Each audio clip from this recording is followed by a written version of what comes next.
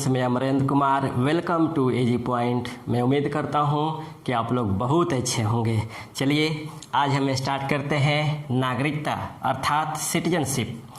नागरिकता को स्टार्ट करने से पहले इसके स्वरूपों को समझ लेते हैं कि आखिर ये है क्या, नागरिकता का स्वरूप क्या है। तो चलिए स्टार्ट करते हैं। कहा जाता है कि जब इंसान जन्म लेता है तब उसका सरोकार किसी न किसी रूप में उस देश अथवा ज़मीन से जुड़ा होता है। हालांकि इंसान अकेला नहीं होता, उसका वह सामाजिक प्रणाली का हिस्सा होता है ना। इंसान कभी अकेला नहीं होता, बल्कि वह सामाजिक प्रणाली का एक हिस्सा होता है। और पूरी दुनिया में हम इंसानों ने एक अलग रेखा खींच रखी है ना। पूरी दुनिया में हम इंसानों ने एक अलग रेखा खींच रखी है और सभी इंसानों का अपना अलग अलग अपनी व्यवस्थाएं कर रखी है, ठीक ना। सभी इंसानों का अपना अलग अलग दुनिया है और इसी संदर्भ में सभी देशों का अपना अलग अलग संविधान और अलग अलग कानून है, ठीक ना। इस संदर्भ में भारत का संविधान यह सुनिश्चित करता है कि हर व्यक्ति को मुख्यधारा में लाया जाए, लेकिन इसके लिए ज़रूरी है कि वह देश का नागरिक हो। इसी संदर्भ में यह प्रश्न उठता है कि कौन देश का नागरिक हो और कौन देश का नागरिक नहीं हो और किसे देश की नागरिकता मिलनी चाहिए। इसी सभी प्रश्नों को लेकर सबसे व्यापक रूप में जो प्रावधान किया गया है वह भारतीय संविधान के प्रावधानों में किया गया है ना। और समय समय पर नागरिकता में होने वाले बदलावों में संशोधन किया गया है। तो आइए हम भारतीय संविधान के अधीन नागरिकता के संवैधानिक प्रावधानों को देखते हैं कि आखिर इसमें है क्या। समझिएगा, भारतीय संविधान के भाग 2 तथा अनुच्छेद 5 से 11 तक में नागरिकता का प्रावधान किया गया है। फिर समझिएगा, भारतीय संविधान के भाग 2 तथा अनुच्छेद 5 से 11 तक में नागरिकता का प्रावधान किया गया है। और भारतीय नागरिकता का जो स्वरूप है वह एकल नागरिकता है ना। भारतीय नागरिकता का जो स्वरूप है वह आपको एकल नागरिकता है जो कहाँ से लिया गया है, ब्रिटेन के संविधान से लिया गया है ना। ब्रिटेन के संविधान से लिया गया है और नागरिकता जो है वह संघ सूची का विषय है ना। नागरिकता आपको संघ सूची का विषय है। समझिएगा, क्वेश्चन के रूप में अगर पूछे कि भारतीय संविधान के किस भाग में नागरिकता का प्रावधान है, तो भाग 2 में अनुच्छेद 5 से 11 में किस देश भारतीय नागरिकता का स्वरूप क्या है, तो एकल नागरिकता है। कहाँ से लिया गया है, तो ब्रिटेन से। और नागरिकता को किसके अंतर्गत रखा गया है, तो संघ सूची के अंतर्गत रखा गया है ना। हालांकि अमेरिका के संविधान में दोहरी नागरिकता का प्रावधान किया गया है। चलिए अब हम इन एक एक अनुच्छेदों का व्याख्या करते हैं कि किस अनुच्छेद में क्या क्या प्रावधान किया गया है ना। किस अनुच्छेद में क्या क्या प्रावधान किया गया है, सबसे आसानी तरीके से हम आपको बताएंगे। केवल आप ध्यान दीजिए, है ना। ये जानना जरूरी है कि किस अनुच्छेद में क्या क्या प्रावधान किया गया है, ठीक। आते हैं अनुच्छेद 5 को। अनुच्छेद 5 में प्रावधान किया गया है भारतीय नागरिकता के संबंध में, है ना। भारतीय नागरिकता के संबंध में प्रावधान किया गया है। समझिएगा, अनुच्छेद 5 में भारतीय नागरिकता के संबंध में प्रावधान किया गया है। इसके अंतर्गत कहा गया है कि जो व्यक्ति किसी भारत के राज्य क्षेत्र में जन्मा हो, समझिएगा, इसके तहत जो व्यक्ति भारत के किसी राज्य क्षेत्र में जन्मा हो या उसके माता पिता भारत के किसी राज्य क्षेत्र में जन्मे हो या संविधान के प्रारंभ होने के 5 वर्ष पूर्व वह भारत के किसी राज्य क्षेत्र में जन्मे हों, वह भारत के नागरिक होंगे। फिर समझिएगा, मैं लिखने का प्रयास नहीं कर रहा हूँ। 1 नंबर, इसमें तो पहले अनुच्छेद 5 में भारतीय नागरिकता का प्रावधान किया गया है। भारतीय नागरिकता को प्रावधान किया तो गया है, लेकिन टर्म क्या है समझिएगा। इसके तहत वह व्यक्ति जो भारत के किसी राज्य क्षेत्र में जन्मा हो, दूसरा उसके माता पिता भारत के किसी राज्य क्षेत्र में जन्मे हो, तीसरा कि ये सब अथवा में है। तीसरा कि संविधान के प्रारंभ होने के 5 वर्ष पहले वह भारत के किसी राज्य क्षेत्र में जन्मा हो वह भारत का नागरिक होगा, है ना। तो 1 नंबर आपको अनुच्छेद 5 था। अब हम बात करते हैं अनुच्छेद 6। समझिएगा, पाकिस्तान से भारत को प्रव्रजन करने वाले, पाकिस्तान से भारत को प्रव्रजन करने वाले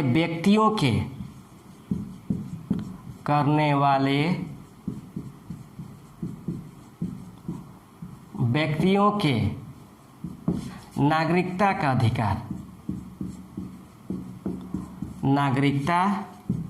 अधिकार, समझिएगा, ये प्रावधान किया गया है। पाकिस्तान से भारत को प्रव्रजन करने वाले व्यक्तियों के नागरिकता का अधिकार। समझिएगा, कोई व्यक्ति जिसके माता पिता, दादा दादी या नाना नानी में से भारतीय शासन अधिनियम 1935 के तहत परिभाषित वह भारत में जन्मा हो, है ना। भारतीय शासन अधिनियम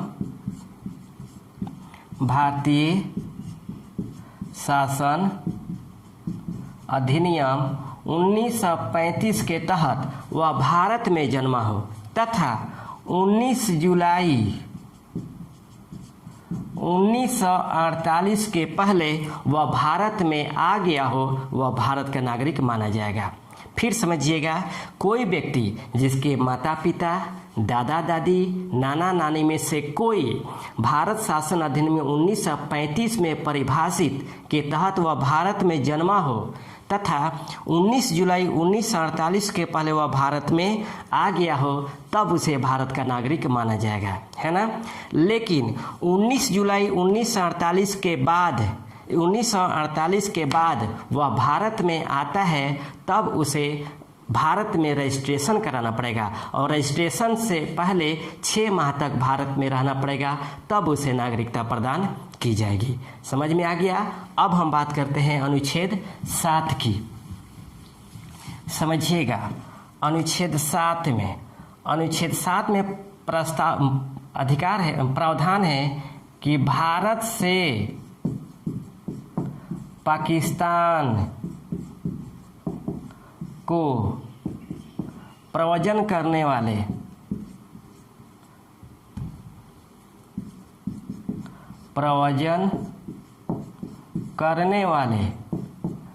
व्यक्तियों के नागरिकता का अधिकार।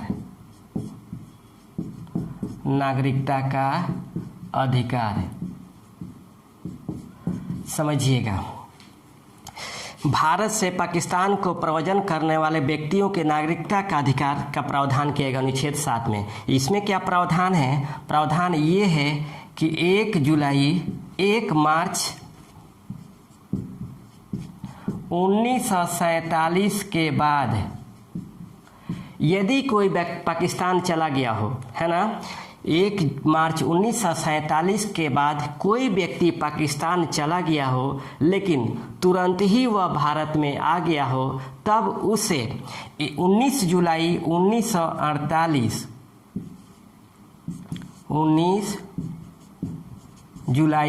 1948 के तहत आने वाले लोगों के नियमों के आधार पर इन्हें नागरिकता प्रदान की जाएगी। फिर समझिएगा, अनुच्छेद 7 में प्रावधान है कि भारत से पाकिस्तान को प्रव्रजन करने वाले व्यक्तियों के नागरिकता का अधिकार, यानी कहने का मतलब है कि कोई व्यक्ति पाकिस्तान चला गया है और पाकिस्तान जाने के बाद पुनः वह भारत में आकर नागरिकता लेना चाहते हैं, उनके लिए है। तो उनके प्रावधान है कि कोई व्यक्ति 1 मार्च 1947 को पाकिस्तान चला गया है लेकिन जाने के बाद तुरंत वह भारत आता है, तो जब भारत आता है तब उसे 19 जुलाई 1948 में आने के बाद आने वाले लोगों के अनुसार उन्हें नागरिकता प्रदान की जाएगी। अर्थात जो लोग आएंगे उन्हें भारत में रजिस्ट्रेशन कराना होगा और रजिस्ट्रेशन कराने से पहले उन्हें 6 माह तक भारत में रहना होगा, तब उन्हें भारत का नागरिकता प्रदान किया जाएगा। ठीक ना।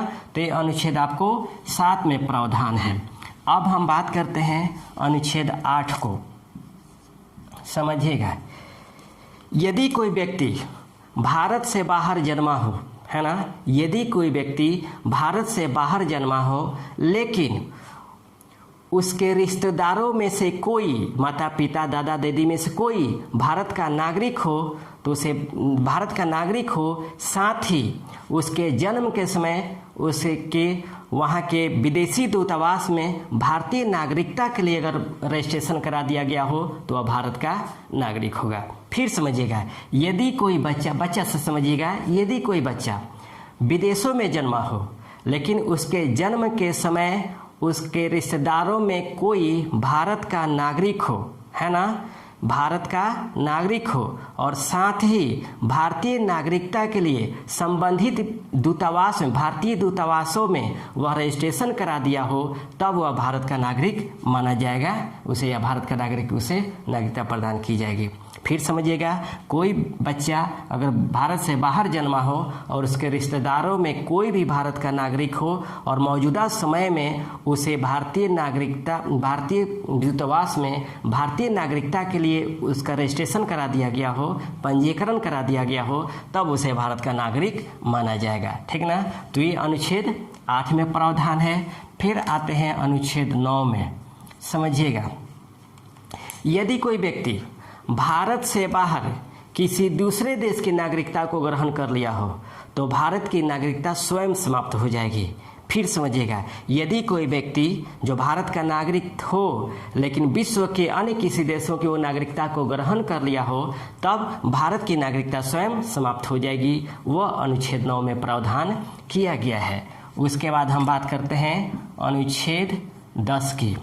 इसमें प्रावधान है कि नागरिकता के संबंध में कानून बनाएगा संसद। नागरिकता के संबंध में, नागरिकता के लिए संसद कानून बनाएगा और उसी कानून के तहत किसी व्यक्ति को नागरिकता प्रदान की जाएगी, है ना। फिर समझिएगा, नागरिकता के संबंध में कानून बनाएगा संसद और उसी कानून के तहत किसी व्यक्ति को नागरिकता प्रदान की जाएगी। ये प्रावधान किया गया अनुच्छेद 10 में। यानी नागरिकता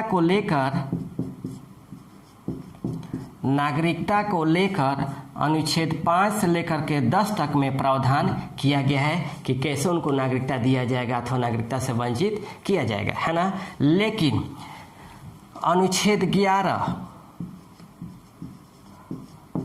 11 में प्रावधान है कि नागरिकता से संबंधित कानून बनाने का केवल जो अधिकार है वह केवल संसद को है ना। नागरिकता से संबंधित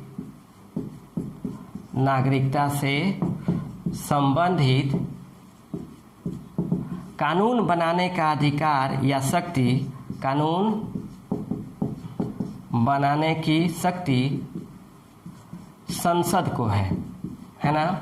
जब भारतीय संविधान में नागरिकता का प्रावधान किया गया और आगे चल करके नागरिकता की आवश्यकताएं पड़ी, तो अनुच्छेद 11 में यह प्रावधान किया गया था कि संसद समय समय पर नागरिकता को लेकर के संशोधन कर सकता है या कानूनों का निर्माण या विधियों का निर्माण कर सकता है।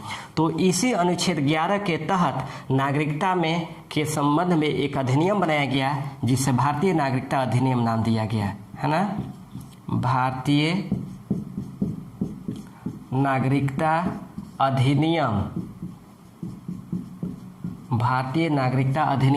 1955 पारित किया गया। ये जो पारित किया गया था 30 दिसंबर 1955 को, है ना। अनुच्छेद 11 के तहत जब संसद को नागरिकता के संबंध में कानून बनाने का अधिकार था, तो संसद द्वारा ही नागरिकता के संबंध में एक कानून बनाया गया जिसे भारतीय नागरिकता अधिनियम या भारतीय नागरिकता कानून 1955 बनाया गया। इसे पास कब किया गया? 30 दिसंबर 1955 को। और भारतीय नागरिकता अधिनियम 1955 के तहत ही यह प्रावधान किया गया कि भारत में 5 प्रकार से नागरिकता प्राप्त की जा सकती है ना।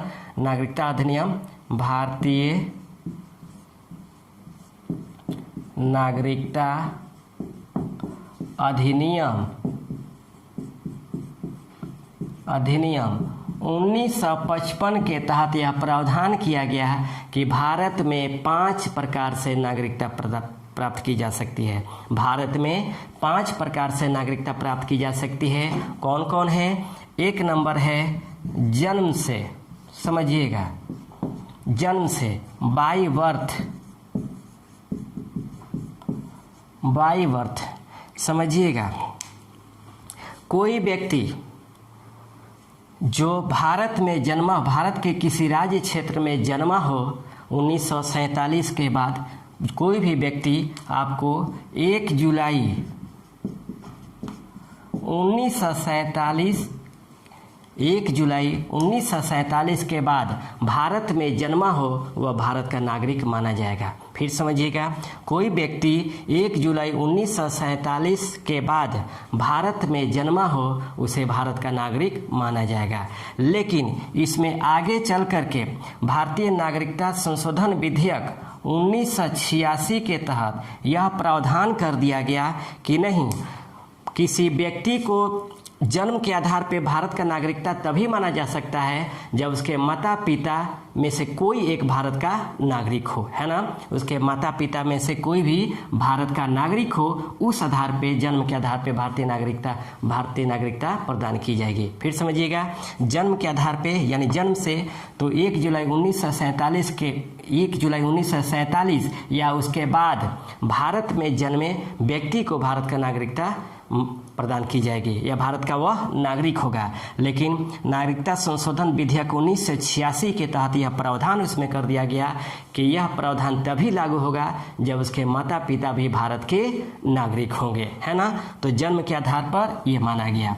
उसके बाद हम बात करते हैं वंश परंपरा। वंश परंपरा, वंश परंपरा से, इसे इंग्लिश में कहा जाता है बाय डिसेंट, बाय डिसेंट।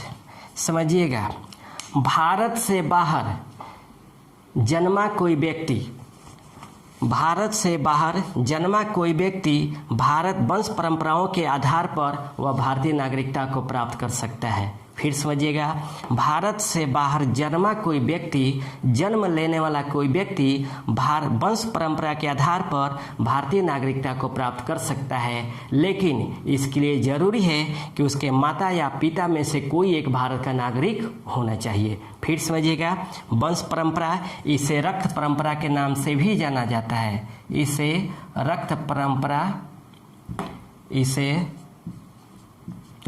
परंपरा के नाम से भी जाना जाता है। समझिएगा, कोई व्यक्ति जो भारत से बाहर जन्मा है वह वंश परंपरा के आधार पर भारतीय नागरिकता को प्राप्त कर सकता है, लेकिन इसके लिए जरूरी है कि उसके माता या पिता में से किसी एक को भारत का नागरिक होना चाहिए, तभी उसे वंश परंपरा के आधार पर भारतीय नागरिकता प्रदान की जाएगी, ठीक ना। उसके बाद हम तीसरे नंबर पर बात करते हैं पंजीकरण के माध्यम से। पंजीकरण से, बाय रजिस्ट्रेशन, बाय रजिस्ट्रेशन। समझिएगा, इसके तहत कुछ टर्म है। पहला टर्म ये है कि भारतीय नागरिकता के प्राप्त इच्छुक, भारतीय नागरिकता को करने वाले प्राप्त इच्छुक व्यक्ति को रजिस्ट्रेशन कराने से पहले 7 वर्षों तक भारत में रहना होगा, है ना। समझिएगा, फिर भारतीय नागरिकता प्राप्त इच्छुक व्यक्ति को आवेदन से पूर्व यानी रजिस्ट्रेशन से पूर्व से 7 वर्षों तक भारत में रहना होगा। दूसरा है कि कोई व्यक्ति जो भारत के किसी अन्य देशों में निवास कर रहा हो, उसके माता या पिता में से कोई भारत का नागरिक हो, तो उस आधार पे उसे रजिस्ट्रेशन के आधार पे नागरिकता प्रदान की जा सकती है ना। कोई व्यक्ति जो भारत से बाहर जन्मा हो और लेकिन उसके माता या पिता में से कोई भारत के नागरिक रहे हों, तो रजिस्ट्रेशन के आधार पे वह नागरिकता प्रदान किया जा सकता है ना। फिर समझिएगा, कोई व्यक्ति जो भारत से बाहर निवास कर रहा हो, है ना, और उसके माता या पिता में से कोई भारत का नागरिक रहे हों, तो उस आधार पे रजिस्ट्रेशन के आधार पर उसे नागरिकता प्रदान की जा सकती है। और तीसरा है, यदि कोई विदेशी महिला किसी भारतीय पुरुष से शादी कर चुकी है या करना चाहती है तो उसे भी रजिस्ट्रेशन के माध्यम से नागरिकता प्रदान की जा सकती है। फिर समझिएगा, किसी भारतीय इच्छुक व्यक्ति को, जो भारतीय नागरिकता लेने वाले व्यक्ति को आवेदन से पूर्व भारत में 7 वर्षों तक निवास करना होगा। दूसरा, भारत से बाहर निवास करने वाले व्यक्ति भी भारतीय नागरिकता को प्राप्त कर सकते हैं रजिस्ट्रेशन के आधार पे, जबकि उनके माता पिता में से कोई एक भारत का नागरिक हो। तीसरा है कि कोई विदेशी महिला भारतीय पुरुष से शादी कर चुकी है या करने वाली है, वो भी रजिस्ट्रेशन के माध्यम से भारतीय नागरिकता को प्राप्त कर सकती है ना। तो ये आपको पंजीकरण के माध्यम से हो गया। चौथा है देशीयकरण के माध्यम से। देशीयकरण से समझिएगा, बाय नेचुरलाइजेशन,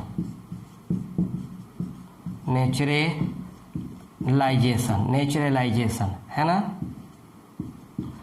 देशीयकरण, यदि कोई विदेशी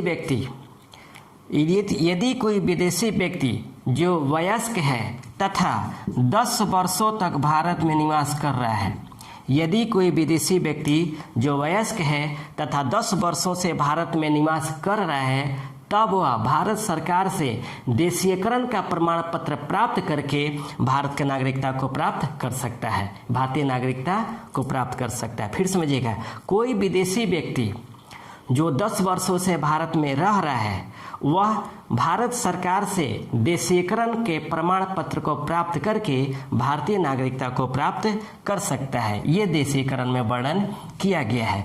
उसके बाद 5वें नंबर है भूमि के अर्जन के द्वारा। भूमि के अर्जन द्वारा समझिएगा, एक्विजिशन